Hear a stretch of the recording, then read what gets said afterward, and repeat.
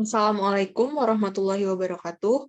Perkenalkan, nama saya Anissa Nabila dengan NIM 0903 1281 924043 dari kelas Sistem Informasi Reguler A 2019. Pada kesempatan kali ini, saya akan menjelaskan tentang jawaban dari HER UTS ERP yang telah saya kerjakan. Masuk pada soal pertama, yaitu tentang pengenalan ERP. Nah, sebelum mengetahui lebih lanjut tentang ERP, terlebih dahulu kita harus mengetahui tentang ERP itu apa. Jadi, ERP atau singkatan dari Enterprise Research Planning adalah suatu model sistem informasi yang digunakan untuk mengintegrasikan dan mengotomasi proses bisnis dalam perusahaan manufaktur ataupun jasa yang meliputi operasional dan distribusi produk yang dihasilkan. Nah, tujuan dari implementasi ERP adalah menyatukan semua divisi yang ada dalam perusahaan menjadi satu sistem yang dapat dikendalikan secara terpusat. ERP itu lebih ditujukan pada sistem back office, di mana sistem ERP tidak bersentuhan secara langsung dengan konsumen. Jadi pada umumnya itu ERP dibangun sebagai sistem berbasis modul yang menangani proses manufaktur, logistik, distribusi, inventory, penjualan, akuntansi perusahaan, dan lain sebagainya. Nah, dari modul-modul tersebut, maka aktivitas penjualan, pengiriman, produksi, dan manajemen persediaan, manajemen kualitas, dan sumber daya manusia dapat dikontrol dengan baik dan informasi yang berhubungan dengan aktivitas tersebut dapat diperoleh dengan cepat. Kemudian, perbedaan paradigma pengembangan sistem dengan pendekatan ERP atau dengan yang lainnya adalah ERP itu berfokus dengan adanya integrasi yang komprehensif dan menciptakan otomatisasi proses atau yang biasa kita sebut dengan one input multi process. Maksud dari one input multi process di sini yaitu satu kali input di satu komponen pembentuk sistem, maka akan terjadi otomatisasi di banyak proses lain yang terintegrasi dengan modul tersebut tanpa ada campur tangan user sebagai pengguna sistem. Materi selanjutnya yaitu tentang karakteristik ERP. Karakteristik yang pertama yaitu dapat diakses secara real time. Maksudnya ialah data itu akan terupdate secara langsung begitu user menginputkan data ke dalam sistem. Kemudian yang kedua, adanya multi-course dan multi-bahasa. Maksud dari multi-course dan multi-bahasa yaitu sistem itu bisa menyesuaikan dengan mata uang atau bahasa dari negara lain. Contohnya tuh pada sistem informasi online shop, di mana di sini tuh aplikasi tersebut bisa menyesuaikan dengan mata uang negara yang dituju agar bisa mengetahui keuntungan dan user itu bisa menyesuaikan dengan bahasa negara yang dituju agar tidak ada miskomunikasi untuk proses jual beli. Kemudian yang ketiga, adanya otomasi proses atau yang biasa kita sebut tadi one input multi process. Nah, dalam ERP itu terdapat one input multi proses yang telah dijelaskan tadi yang bertujuan untuk membuat suatu proses bisnis itu menjadi lebih efektif dan efisien untuk dikelola. Sesuai dengan namanya tadi, proses ini memungkinkan kita hanya menginput satu kali data akan tetapi terintegrasi dengan proses-proses lain. Hal ini tentunya membuat pemanfaatan waktu menjadi lebih efisien dan proses menjadi lebih cepat. Contohnya, Pada sistem informasi rumah sakit itu bisa kita lihat proses penginputan data pasien yang ingin berobat atau rawat inap itu penginputannya itu hanya dilakukan satu kali, tetapi bisa membuat banyak proses terlaksana. Contohnya itu proses tagihan biaya rumah sakit, proses pengobatan, rawat inap, dokter yang menangani, dan proses lainnya yang berhubungan dengan pasien. Atau juga bisa pada sistem gudang obat. Dengan menginputkan obat, kita bisa mengetahui stok obat yang tersedia di gudang. Dan yang terakhir yaitu best practice.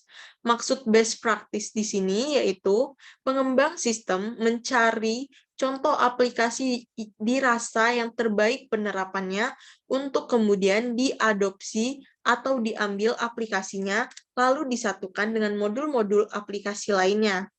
Contohnya itu, pada Rumah Sakit Harapan memiliki aplikasi atau sistem yang paling baik dalam hal pelayanan rawat inapnya dibandingkan rumah sakit lainnya. Maka pengembang sistem itu akan mengadopsi sistem pelayanan rawat inap dari Rumah Sakit Harapan menjadi salah satu modul aplikasinya. Selanjutnya, pengembang sistem itu akan mencari rumah sakit yang memiliki sistem atau aplikasi yang dirasa terbaik dalam hal pelayanan apoteknya. Lalu didapatlah rumah sakit Caritas yang memiliki sistem terbaik dalam hal pelayanan apoteknya. Nah, maka pengembang sistem itu akan mengadopsi sistem pelayanan apotek dari rumah sakit Caritas untuk dijadikan salah satu modul aplikasinya. Begitu juga dengan pelayanan yang lainnya. Pengembang sistem itu akan terus mencari rumah sakit yang dirasa terbaik dari setiap pelayanannya. Lalu mereka tuh akan mengadopsi sistemnya. Dan jika sudah lengkap, maka akan digabungkan menjadi modul-modul aplikasi tersebut menjadi suatu aplikasi yang utuh dan terbaik. Ini merupakan contoh pengembangan sistem ERP dengan pendekatan best practice tadi.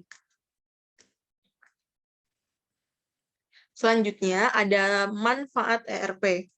Manfaat ERP itu yang pertama menghemat biaya.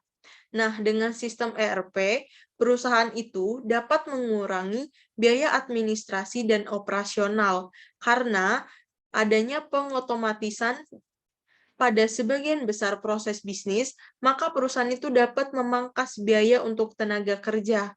Perusahaan juga tidak perlu mengeluarkan biaya untuk membeli beberapa aplikasi yang berbeda untuk setiap manajemen. Kemudian yang kedua yaitu standarisasi data dan informasi. Nah, standarisasi data dan informasi itu didapatkan dari penerapan bisnis data terpusat yang membentuk data yang terstandar dan informasi itu dapat diperoleh dengan mudah dan fleksibel untuk semua divisi atau departemen dalam suatu perusahaan. Contohnya itu, jika data yang dimasukkan pada suatu modul di sini mengambil contoh data penerimaan barang, maka modul-modul lain seperti pembayaran dan persediaan itu akan secara otomatis diperbaharui juga. Nah, pembaharuan ini terjadi secara real time atau tepat waktu terjadinya transaksi. Kemudian yang ketiga yaitu ada integrasi data keuangan.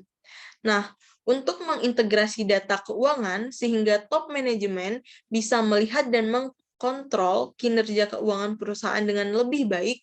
Selain itu, dengan laporan bisnis yang lengkap dan akurat, perusahaan juga dapat memprediksi pendapatan, permintaan konsumen, kebutuhan inventaris, dan lain-lain sehingga dapat mengatur anggaran dengan lebih bijaksana.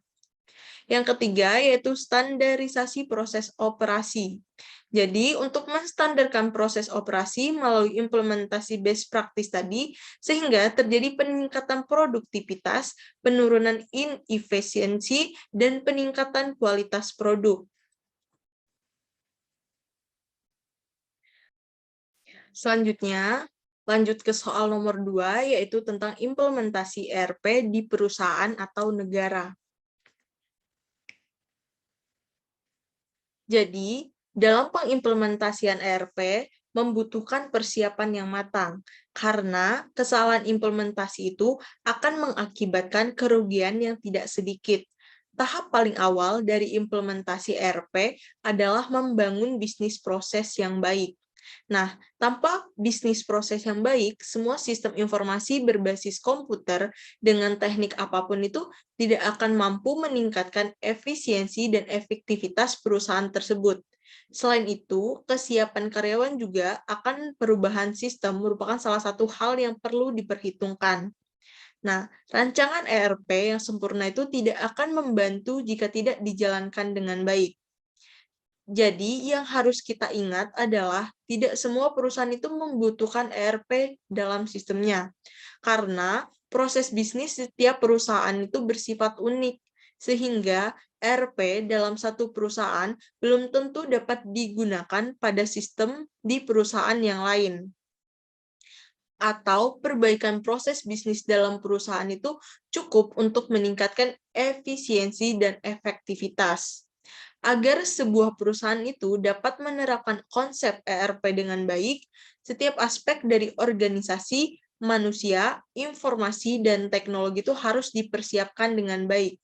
Dengan demikian, penerapan tata kelola perusahaan yang baik itu dapat diimplementasikan pada industri sehingga dapat menimbulkan daya saing pasar.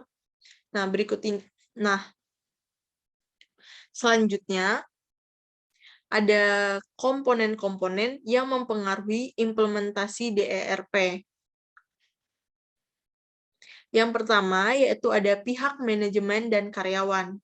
Jadi, dukungan dari pihak manajemen merupakan faktor utama kesuksesan implementasi IT dalam perusahaan.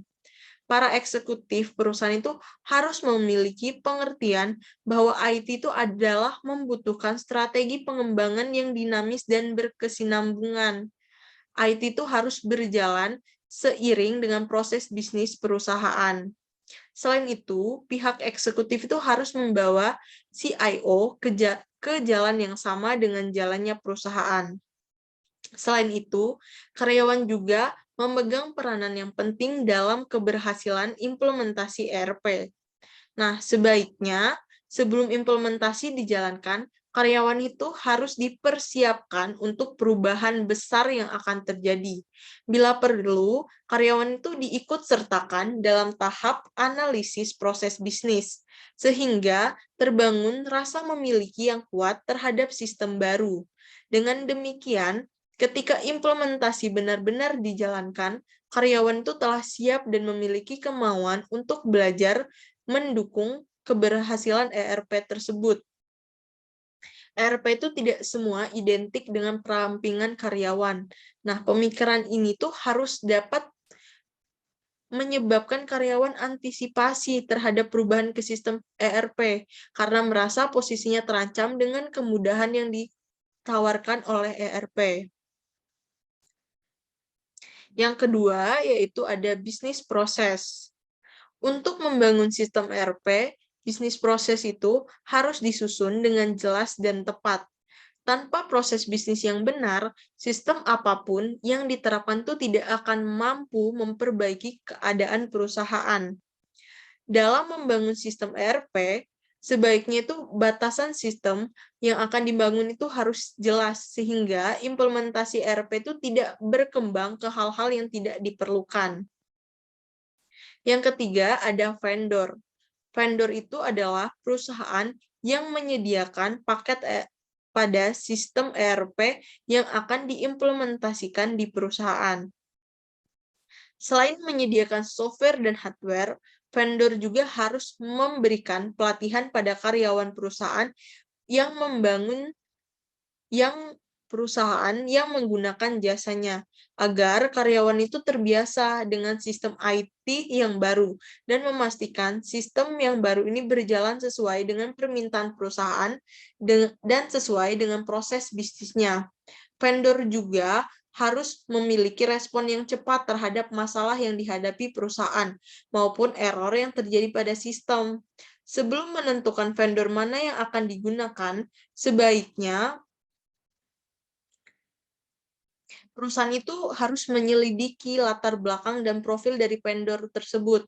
Hal ini tuh perlu dilakukan karena kerja sama ini biasanya dilakukan secara jangka panjang. dan jika perusahaan salah memilih vendor akan merugikan perusahaan itu sendiri.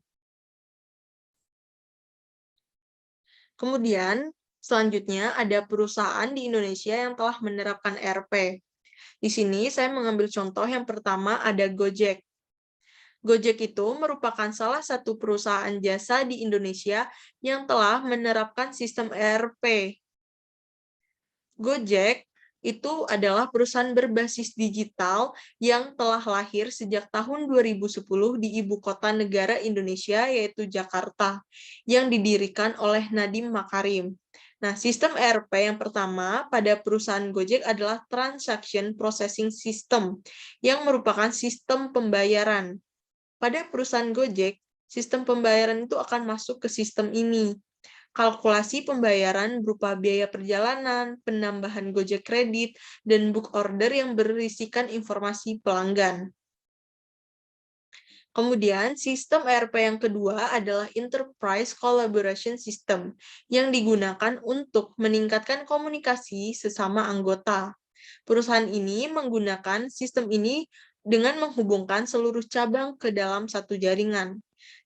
Dalam memberikan kenyamanan untuk pelanggan, perusahaan Gojek itu memberikan informasi terkait pengemudi agar komunikasi itu dapat berjalan dengan lancar antara pengemudi dan pelanggan.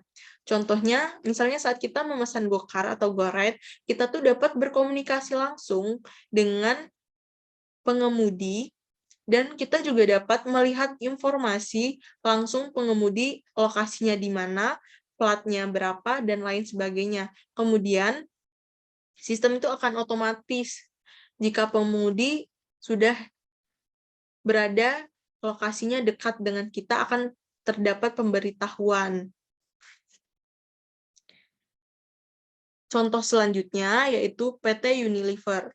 Nah, PT Unilever itu merupakan salah satu perusahaan leading supplier terdepan kelas dunia untuk produk kategori home care, personal care, dan foods, sehingga perusahaan multinasional yang tersebar lebih dari 80 negara ini membutuhkan suatu sistem yang terintegrasi, yang bukan hanya untuk monitoring dari setiap cabang di masing-masing negara, tetapi juga sebagai penentu kebijakan yang strategis guna mengoptimalkan proses bisnis, baik itu untuk area internal maupun lintas fungsi pada setiap unit dalam perseroan Unilever Indonesia. Karena PT Unilever itu merupakan perusahaan yang besar dan berkembang pesat, hampir semua negara ada cabangnya, dengan diterapkan sistem ERP itu di perusahaan tersebut dapat memperlancar jalannya proses produksi, pemasaran, keuangan, organisasi, dan controlling suatu perusahaan. Nah, sistem ERP di perusahaan Unilever ini dinilai sangat membantu antara divisi satu dengan yang lainnya untuk mencari data-data perusahaan. Dengan ERP, perusahaan juga lebih maju, sehingga laporan keuangan langsung bisa diakses oleh siapa saja yang menanamkan saham ke perusahaan tersebut. Di lain sisi, karyawan juga dapat menggunakan sistem tersebut, harus ada training dahulu supaya tahu bagaimana prosedur operasional dan cara input sampai jadi laporan keuangan.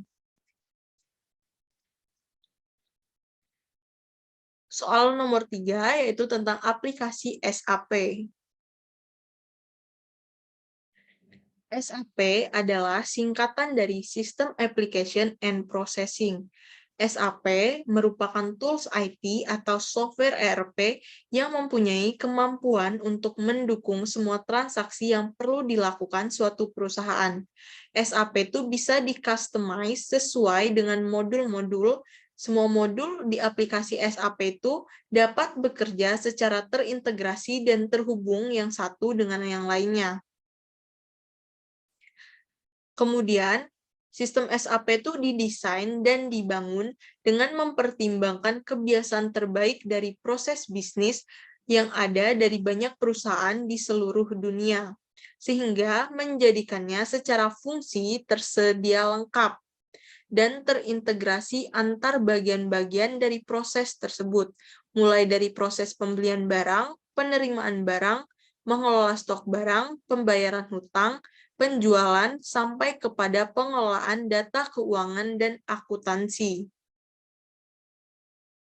Jadi, SAP merupakan suatu aplikasi yang bisa melakukan integrasi berbagai kebutuhan dan berbagai hubungan dalam operasional perusahaan dan juga bisnis.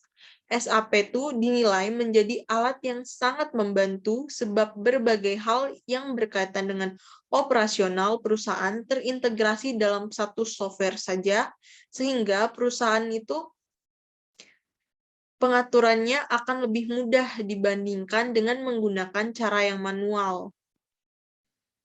Dengan menggunakan SAP ini juga, semua yang menjadi operasi perusahaan menjadi transparan, sehingga semua yang terlibat dalam operasional perusahaan di bidang SAP menjadi tahu dan bisa melakukan pengawasan yang ketat, sehingga perusahaan bisa berjalan dengan baik. Selanjutnya ada dampak integrasi sistem menggunakan SAP. Yang pertama yaitu real-time processing.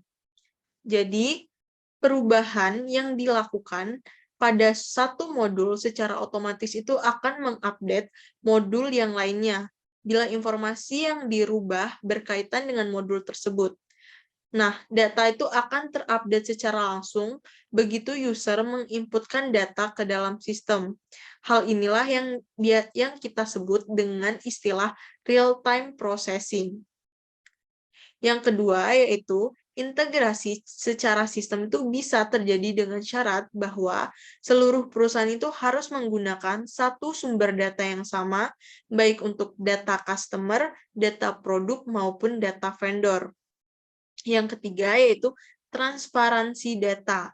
Jadi, semua user yang mempunyai akses ke sistem akan dapat melihat semua informasi yang paling up to date setiap saat diperlukan, walaupun informasi tersebut diinput oleh user lain pun.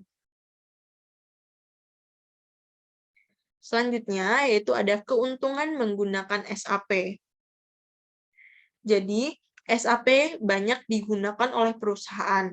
Nah, terutama perusahaan besar karena keunggulannya yang sangat bermanfaat untuk perusahaan.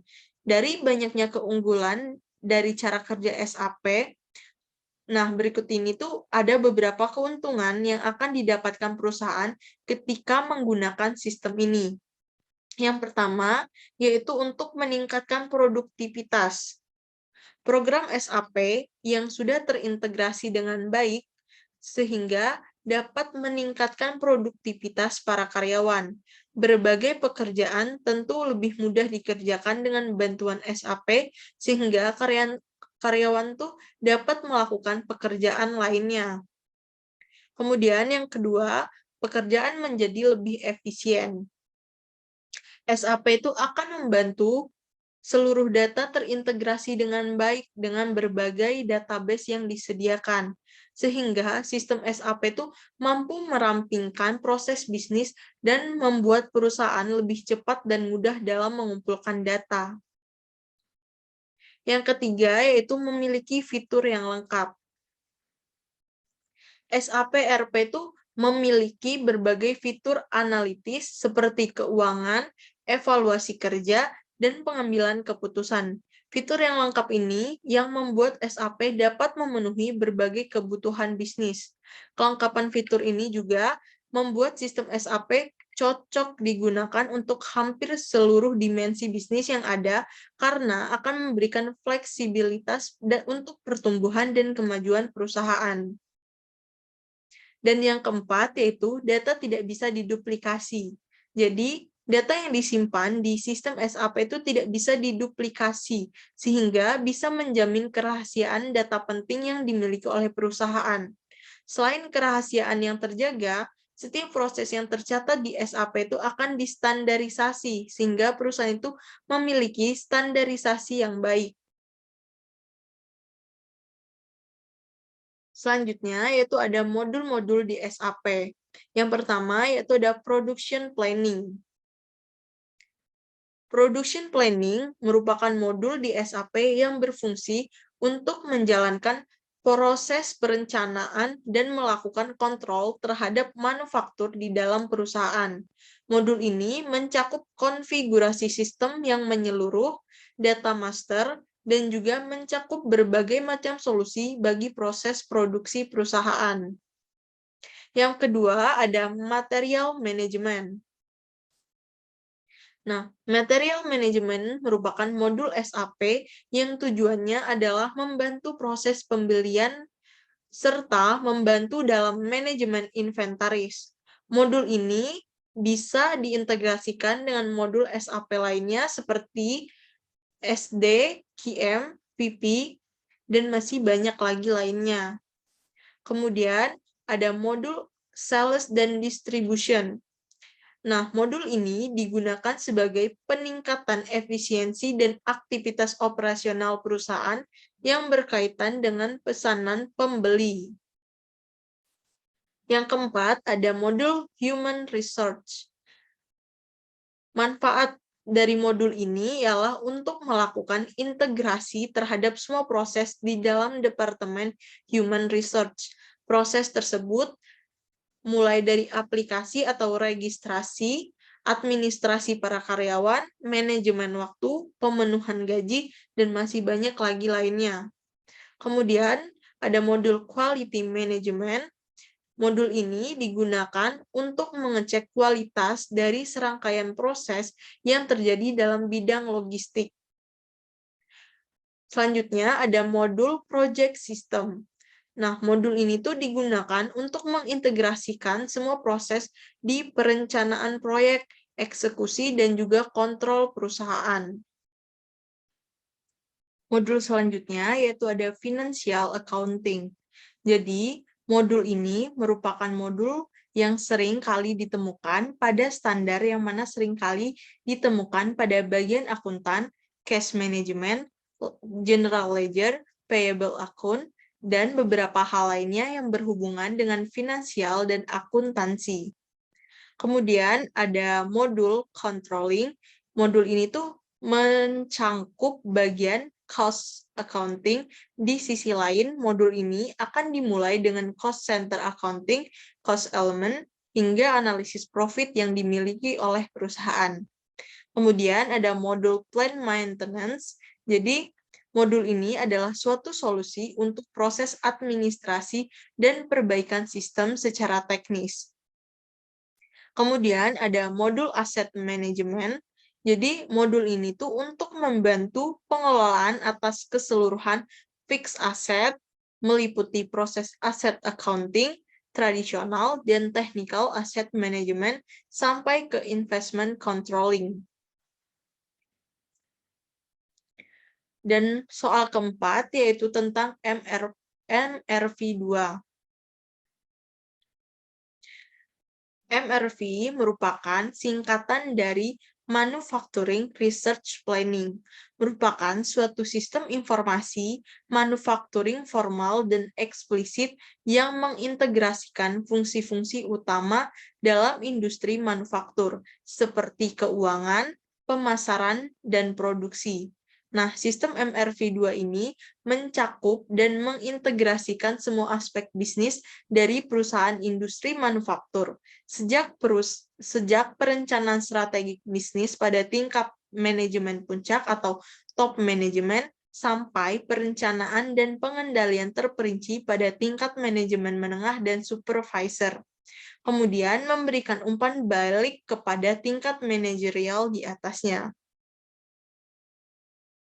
Berikut ini merupakan gambar dari hierarki Manufacturing Research Planning. Untuk penjelasannya itu, jadi sistem Manufacturing Research Planning itu berawal dari perencanaan strategik bisnis oleh top management yang berdasarkan data forecasting demand, aktual demand dari bagian marketing, serta dapat pula berasal dari isu-isu strategik. Selanjutnya, dibuat suatu perencanaan produksi yang disesuaikan dengan perencanaan kebutuhan sumber daya. Perencanaan produksi ini memutuskan target pasar, tingkat produksi, ukuran kapasitas kerja, rencana overtime, dan toll manufacturing.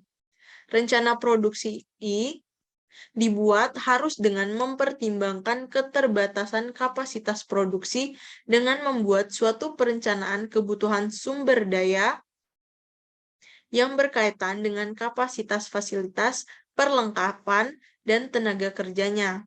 Setelah membuat rencana produksi, bagian demand supply planning membuat jadwal produksi induk atau master product schedule.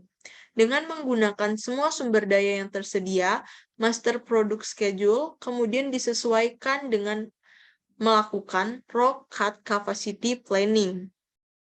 Raw cut capacity planning itu meliputi hal-hal seperti yang pertama, menentukan kapasitas kerja yang dapat digunakan untuk memenuhi kebutuhan. Yang kedua, mengevaluasi rencana produksi dengan kapasitas yang layak. Yang ketiga, menentukan supplier yang dapat memenuhi kapasitas. Apabila kapasitas tidak mencukupi, maka master production schedule tadi harus direvisi sesuai dengan kebutuhan dan keterbatasan kapasitas. Berikutnya, dilakukan perencanaan kebutuhan material atau material requirement planning yang berisi data-data bahan yang diperlukan dengan lebih rinci. Material requirement planning tadi dapat dikatakan sebagai alat hitung dari perencanaan kapasitas di mana merupakan proses pengolahan informasi dari input sehingga dihasilkan output yang berupa perintah atau saran. Input meliputi master production schedule, bill of materials, item master, pesanan, dan kebutuhan yang akan dikalkulasikan dan diwujudkan sebagai report-report oleh material requirement planning. Dari material requirement planning akan dihasilkan output yang berupa primary order report, action report, dan paging report.